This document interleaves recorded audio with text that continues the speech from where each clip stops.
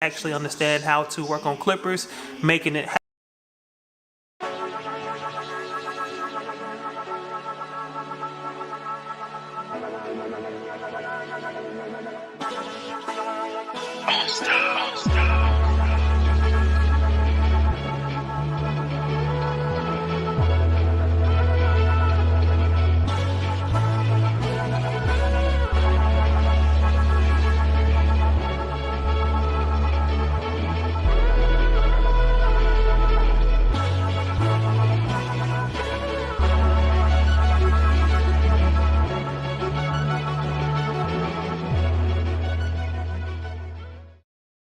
Hey, what's going on, y'all? This is Reggie Wilson with a really quick video. So I've seen some rumors out right now that Oster is coming out with their cordless fast feeds. Now, Oster last year, they seemed like they got missing from the spotlight. Their Instagram was inactive. It seemed like they've been going through a rebranding. If you go on the Instagram now, you can see a lot of stuff where they're asking like for feedback. What do we want, a detachable or an adjustable? And they're asking questions, trying to get barbers to give them some feedback. So with that said, man, I'm excited to see these cordless fast feeds. Now, there have been some already on the market, but not from Oster. There have been modders that's out here that actually understand how to work on clippers, making it happen. But it's nothing like getting something directly from the manufacturers for warranty purposes. Are you excited? In the comments below, let me know how you feeling about it. Are you a fast feed guy? Do you think the fast feed and the cordless setting would be the right thing? Also, what else would you do to the fast feed to make it even a better clipper? Alright, this is Reggie Winston, the Better Barber. Thank you for checking out this video on YouTube. Check out some of the other videos. Like and subscribe, but let me know, what do you think you should see from these Oster fast feeds? Are you excited to get them? And is this the clipper that you want to purchase? And yeah, let's see what happens, yo. Can't wait to see what the price is going to be and how they're going to look. All right, y'all, stay tuned. I was 20 years old. I was at my lowest point. And then one day, and I remember the exact day, March 27th, 1975, I was helping my mother in her beauty shop. My mother owned a beauty shop up in Mount Vernon. And there was this older woman who was considered one of the elders in the town. And I didn't know her personally, but I was looking in the mirror, and every time I looked at the mirror, I could see her behind me, and she was staring at me. She just kept looking at me. Every time I looked at her, she kept giving me these strange looks.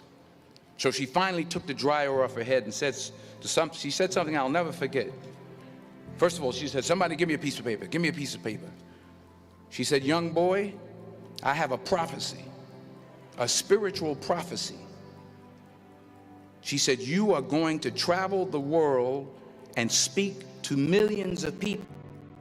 I began at Fordham University as a pre-med student. I took a course called cardiac morphogenesis. I couldn't read it, I couldn't say it, I sure couldn't pass it. So then I decided to go into pre-law. Then journalism. And with no academic focus, my grades took off in their own direction. I was a 1.8 GPA one semester, and the university very politely suggested that it might be better to take some time off.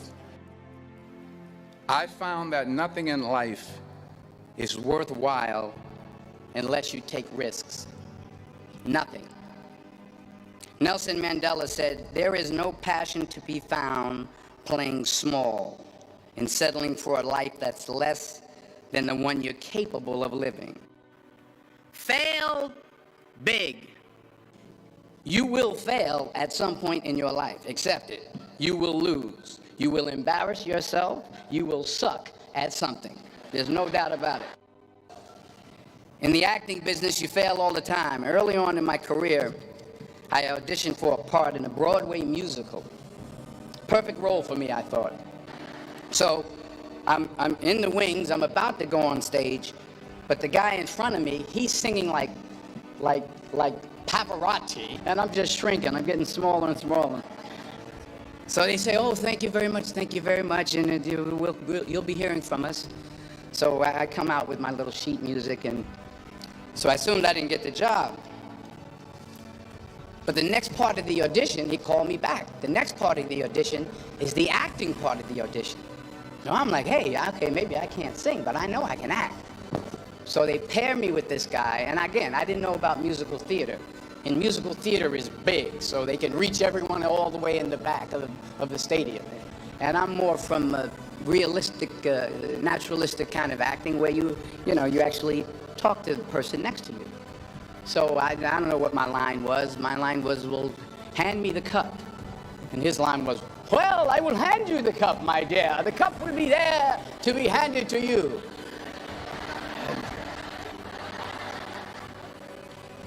I didn't get the job. But here's the thing.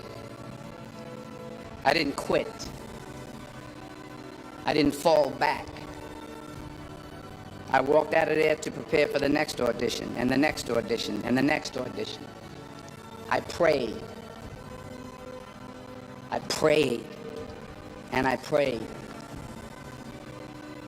But I continued to fail, and fail, and fail. But it didn't matter, because you know what? There's an old saying, you hang around the barbershop long enough, sooner or later you're going to get a haircut. So you will catch a break, and I did catch a break. Last year, I did a play called Fences on Broadway. Someone talked about it. Won the Tony Award. But here's the kicker.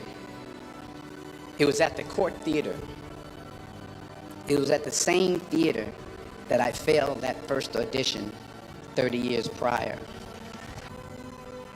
Reggie Jackson struck out 2,600 times in his career, the most in the history of baseball. But you don't hear about the strikeouts. People remember the home runs.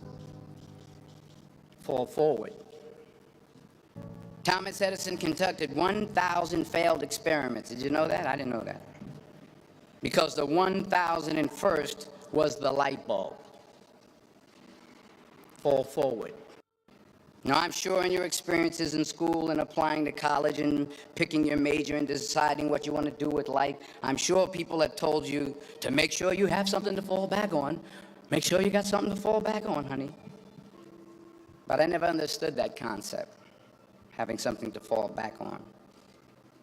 If I'm going to fall, I don't want to fall back on anything except my faith. I want to fall forward.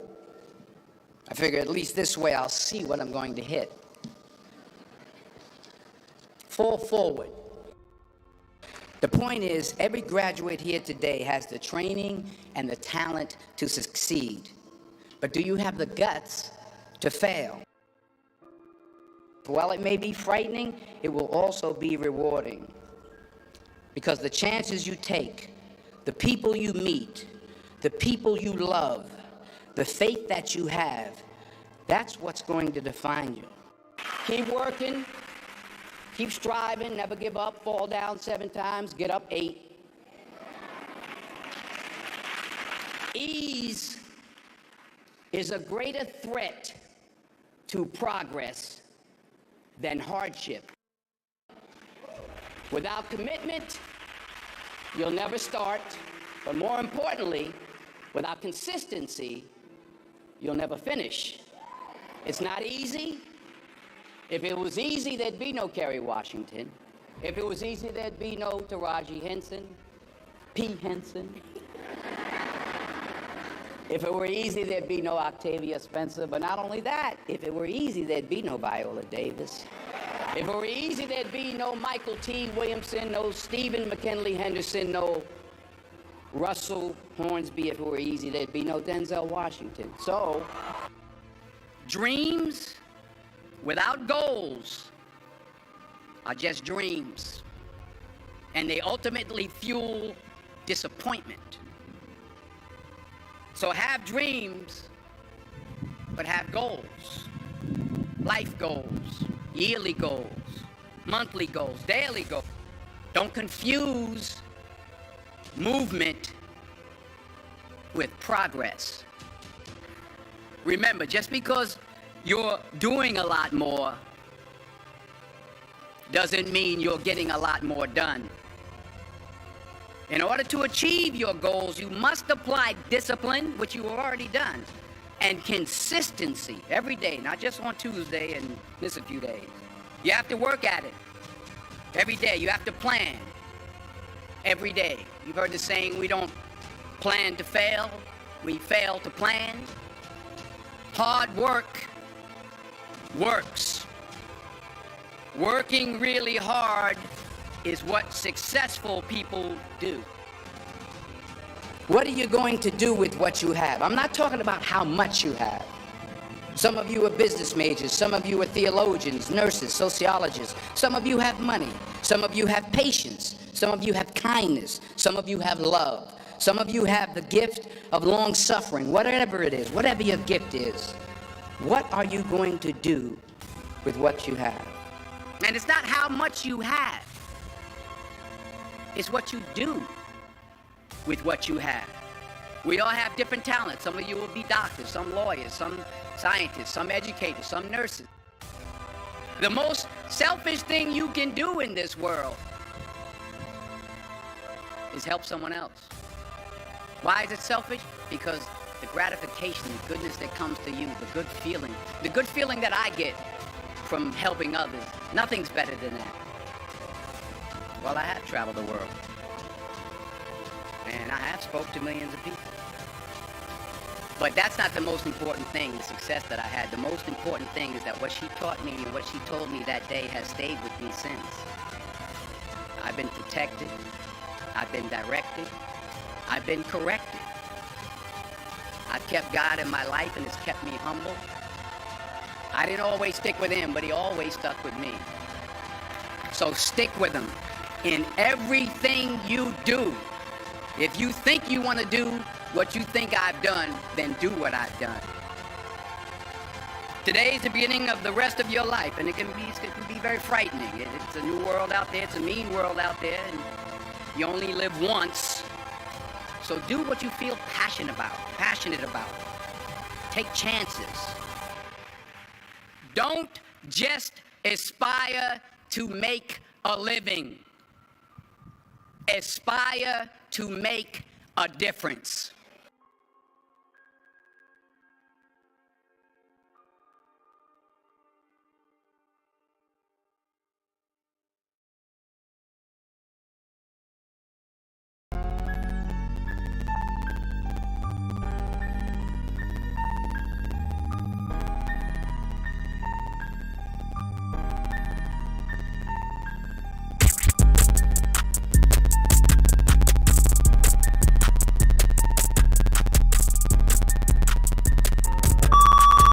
What's going on YouTube? It is your boy Josh back with another haircut tutorial, and as you guys can see today we got a little wavy client. About to give him a nice bald fade, clean the beard up and line it up real good. Y'all about to see how we get down. And if you guys are new to the channel and you're not subscribed, please make sure you guys go down and smash that subscribe button and turn that notification bell on too, so you guys don't miss out on any new drops. So right after getting the hair combed out, I'm gonna come in with my 1.5 guard with the lever all the way closed, going with the grain to knock off all the bulk that we don't need. And as I'm doing this, I'm paying attention to the way that his hair grows in different patterns, so I won't gap him or anything. You guys want to make sure you pay attention to the small details when cutting hair, because one mistake can cost the whole haircut. And as y'all can see, man, that 1.5 got the waves popping. It got the hair laying down real good. And if you guys notice, after a couple strokes, when I go over the head, I always come back with my brush. The brush, it kind of releases all the hair that's already cut out of the hair. So it kind of resets the hair to let you know what's still there and what's already been cut. As soon as I get the hair cut down to the height that I want it to, I'll go right into setting in my first guideline, which is the bald line. And like I said, we're going to be giving him a high fade. So I'm not going to be dropping it too low under the occipital bone. I'm going to keep it kind of level with it, you know, right in the middle. And we're going to be doing that. So after I have the guideline set in how I want all the way around, I come back with my trimmers and I just clean up all this extra hair, making sure that I get all the hair gone. You want to make sure you get like literally every piece of hair, because you want your haircut to be flawless. You can't leave anything behind.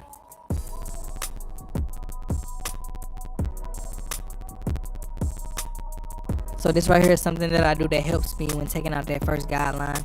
After I'm done setting in that initial ball line, I come behind it and I kind of taper at it with my trimmers a little bit. It kind of breaks up that harsh guideline, making it easier for the clippers to take it out. But a big factor in this is making sure that your clippers are zero gapped, because it's all in the way that your system is balanced. So if your clippers are zero gapped, you have the capacity to be able to take out that guideline with the clippers itself.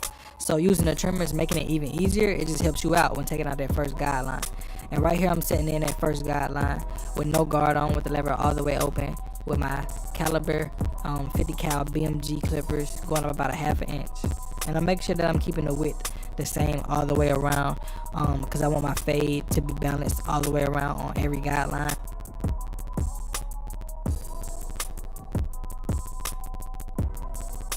So right here I got the clipper with the lever, I think 1 notch from all the way closed. And I'm just kind of going to be starting up under that guideline, that ball line, and just flicking up to the ball line. And then once I kind of get it light how I want it and set it up for the kill, I close the clipper all the way closed, and it kind of just blends it out perfectly. It's just the way that I have these clippers set. They're zero gap, so I got a good system in between the notches and how the blade cuts. And all you have to do is just understand your clippers, and you can really do some dangerous haircuts. So usually when I'm taking out this guideline, I kind of do a lot of detail work. So you'll see me opening and closing my clipper a lot, depending on the area, because sometimes the hair doesn't react to the clippers how it should, and you have to adjust it to get it. You gotta kind of get that detail work and do that corner blending technique. So right here we're going to be jumping right into the next guideline, which is the number 1 guard with the lever all the way open. And I'm going to go up about a ½ inch, 3/4 of an inch. Like I said, we're going to be doing a high ball fade.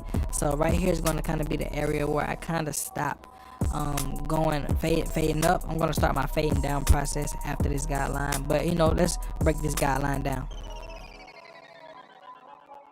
And you guys remember to make sure your width of your guidelines are the same all the way around the head. You know what I'm saying? No matter where we at in the haircut, I'm keeping everything balanced, because I want my fade to be consistent all the way around and on both sides.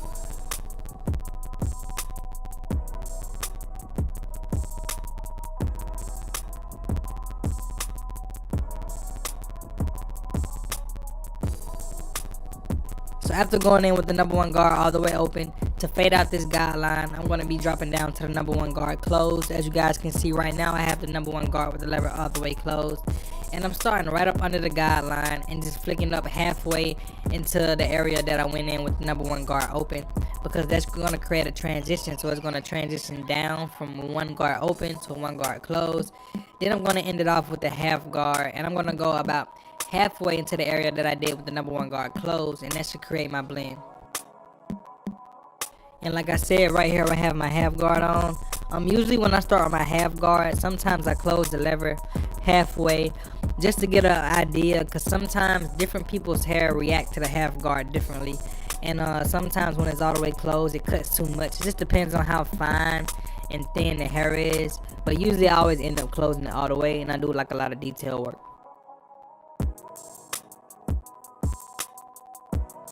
So now that we're done with that guideline, we're not going to be creating any more guidelines for the rest of this haircut. I'm just going to be fading down, starting right here with my number 2 guard with the lever all the way open.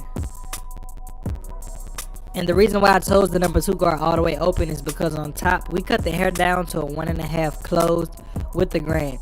So when fading a ball fade into a 1.5 closed with the grain, you usually want to go with a number 3 guard or a number 2 guard open, just depending on the hair texture. And I felt like a number 2 guard open was going to be perfect for him, and it came out perfect. So I'm just going to be fading down from the number 2 guard, then from the number 2 guard open, then I'm going to drop down to the number 2 guard with the lever all the way closed, and just go right back behind every step that I did with the 2 guard open, but I don't go up as high. So basically I'm just creating a transition.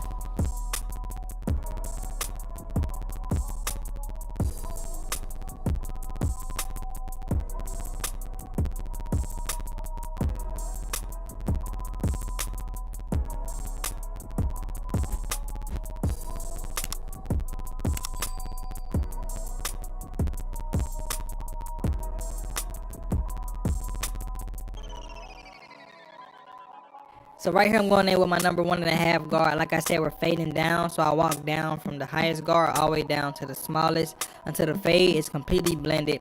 Right here I have it with the number 1.5 guard all the way closed, and I'm just starting right up under the dark area and just flicking up to it.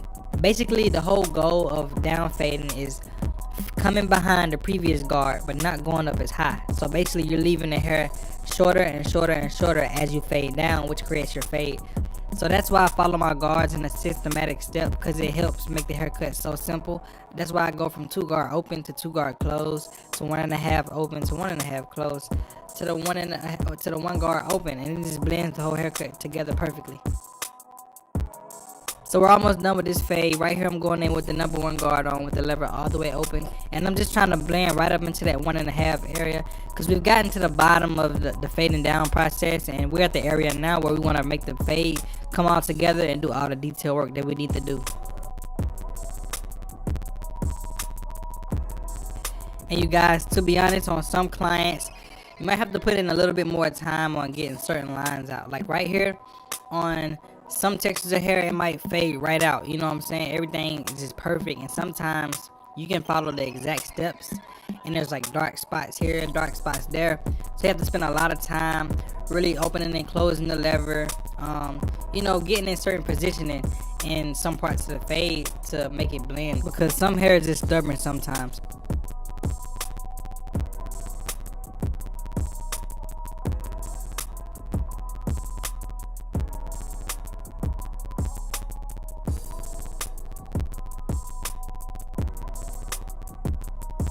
Y'all see, man, this fade is coming together nicely. I mean, look how smooth it is. We're not even done yet, but I mean, just really listen to what I'm saying, man. Y'all can learn something.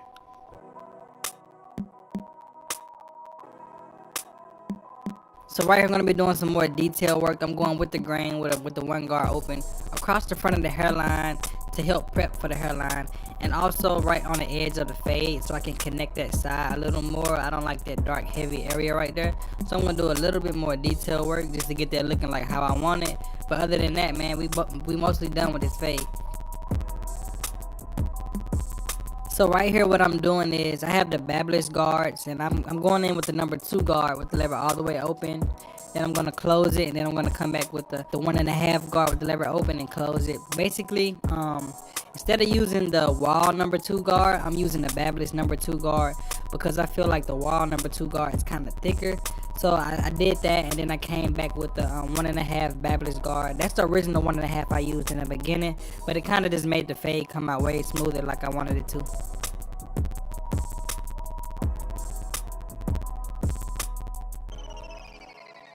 But y'all see the fade is looking good. Now we're going to move into the beard. I'm going to pick it out. We're going to be knocking it down. Then we're going to show y'all how to do a beard fade.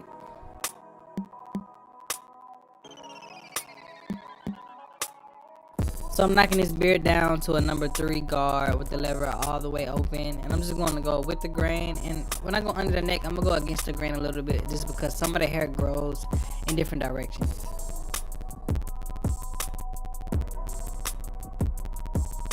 So when I'm doing my beard fade technique, it's kind of similar to when I'm doing my fading down technique. I start with no guard on, then I close it halfway to blend out that guideline. Then I pick up the biggest guard that I need at the bottom of the beard, and then I fade up towards the top of the beard by getting smaller guards, and it creates a fade.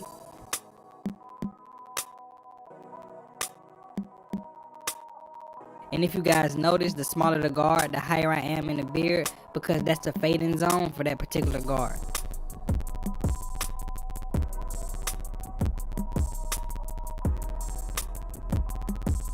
So right here I'm going to prep the hairline with some holding spray and come behind it with the blow dryer to get the hair to lay down and lock in where I need it to. And you guys, using my Babbless Low Pro FX trimmers with the gold FX blade on it, I'm going in and I'm setting in that fire lineup. I'm going to sit back and let you guys watch this lineup unfold the haircut.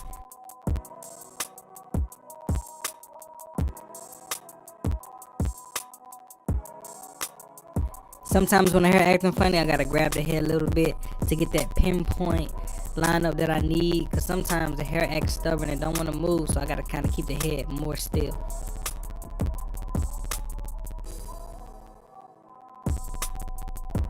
And y'all be keeping this lineup all natural. It's already coming out clean. Let me know what y'all think about it in the comments. So right here we're going to be jumping into the beard line, and this is going to be super satisfying to watch how clean these lines came out and how uniform it made it look all the way around.